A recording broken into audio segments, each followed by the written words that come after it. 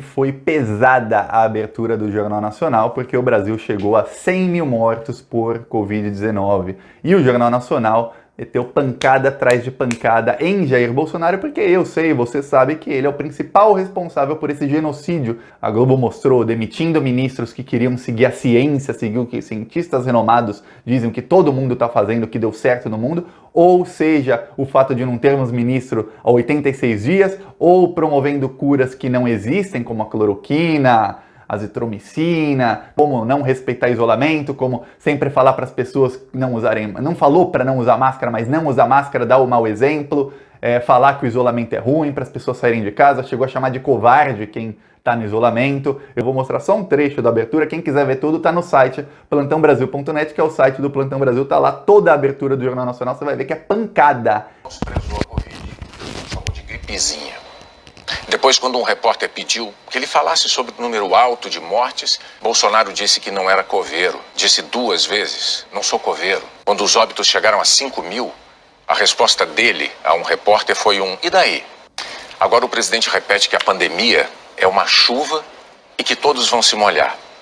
Ou que a morte é o destino de todos nós e que temos de enfrentar a doença, como se fosse uma questão de coragem. Como se nada pudesse ter sido feito. Quando cientistas defendiam mundo afora o isolamento social como única medida capaz de conter o avanço dessa tragédia, os brasileiros viam o presidente criticar essa iniciativa diariamente, na contramão do bom senso daqueles governadores que a defendiam. Isso foi uma pancada muito forte. Depois, a edição do Jornal Nacional também foi cheia de pancadas em Bolsonaro. A Globo mostrou, inclusive, um trecho da Constituição dizendo que todo brasileiro tem direito à saúde e é dever dos governantes proporcionar saúde a todos os brasileiros. E aí a Globo tá dando a senha pro Rodrigo Maia e as coisas estão ficando feias. A Globo deu a senha. O Rodrigo Maia falou na segunda-feira, no Roda Viva, que não viu crime nenhum do Bolsonaro. A Globo escancarou no seu jornal de maior audiência que houve sim crime do Bolsonaro. Então a coisa vai ficar feia para o Bolsonaro. Eu vou falar mais sobre isso, por que a Globo tá contra e que também tem outros responsáveis por isso. Mas antes, um segundinho. Você quer ver o Bolsonaro pagar pelos seus crimes? Curte o vídeo e se inscreve no canal, porque o Bolsonaro ele vai continuar disseminando fake news para milhões de brasileiros. A gente sabe que eles têm mais de 15 mil grupos de WhatsApp, eles têm uma organização muito bem feita.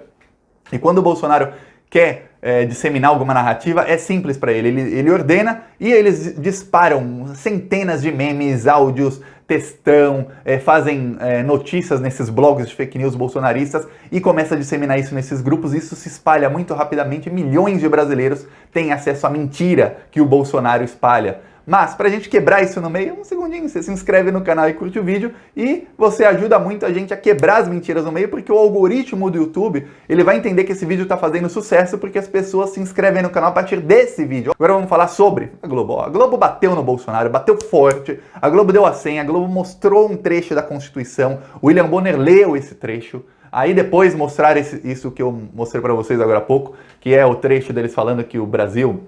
O Bolsonaro desenhou da doença, também falaram que o Bolsonaro demitiu os ministros e tudo mais, e no final falaram, quem é o responsável por isso? A Constituição diz. A Constituição diz que os responsáveis são os governantes, no caso é o presidente e alguns governadores e prefeitos que também foram, que nem todos os governadores e prefeitos tiveram uma postura muito boa durante a pandemia, e eles têm de ser responsabilizados, é o que a Globo falou, e depois, durante a edição, começou a mostrar o drama das famílias, mostrar tudo, são 100 mil mortos. É engraçado, a gente começou a normalizar o número alto de mortes por dia, mas se você pensar, a Argentina tem 45 milhões de pessoas e 4.500 mortos, a Argentina. Pela proporção da Argentina, se o Brasil tivesse a proporção de mortes da Argentina, a Argentina é um país mais pobre que o Brasil, tá? O interior da Argentina é muito mais pobre, claro, lá não tem sertão, essas coisas, mas é um país com economia bem pior que a do Brasil.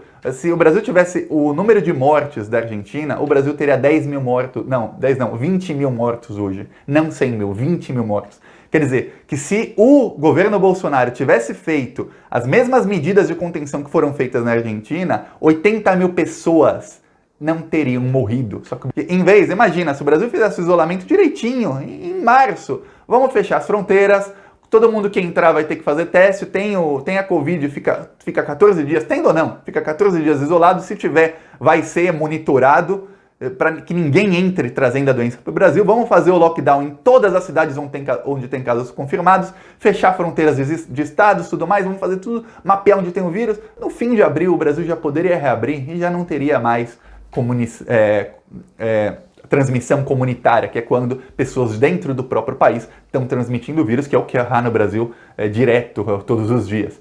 Não, o Bolsonaro falou, não tem que parar não, isso é ruim para a economia. Seria ruim para a economia? Responde nos comentários, você acha que seria ruim para a economia o Brasil ter fechado por 45 dias e reaberto no fim de abril?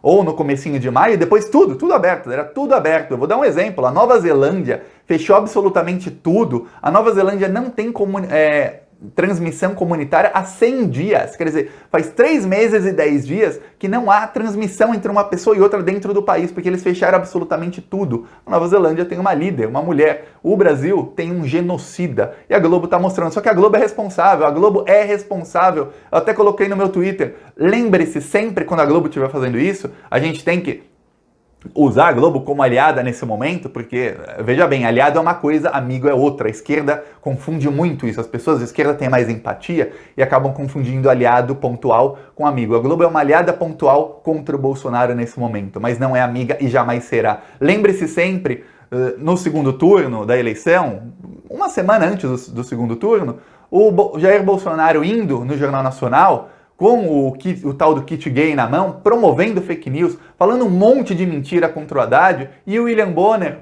ignorando tudo. O Bolsonaro não foi desmentido em momento algum. E no dia seguinte o Haddad foi lá e o William Bonner começou a falar: Haddad, mas você tem 32 processos, como é que o brasileiro pode votar alguém que tem 32 processos? Aí o Haddad falou: mas processo não é condenação. Aí o Bonner falou: mas é a mesma coisa. Quer dizer, o William Bonner estava criminalizando o Haddad por ter 32 processos. Mesmo ele passaram 2 anos, foi inocentado em quase todos eles já. Mas a Globo ajudou a criar esse clima de que só pelo fato de você ter um processo, você já é bandido.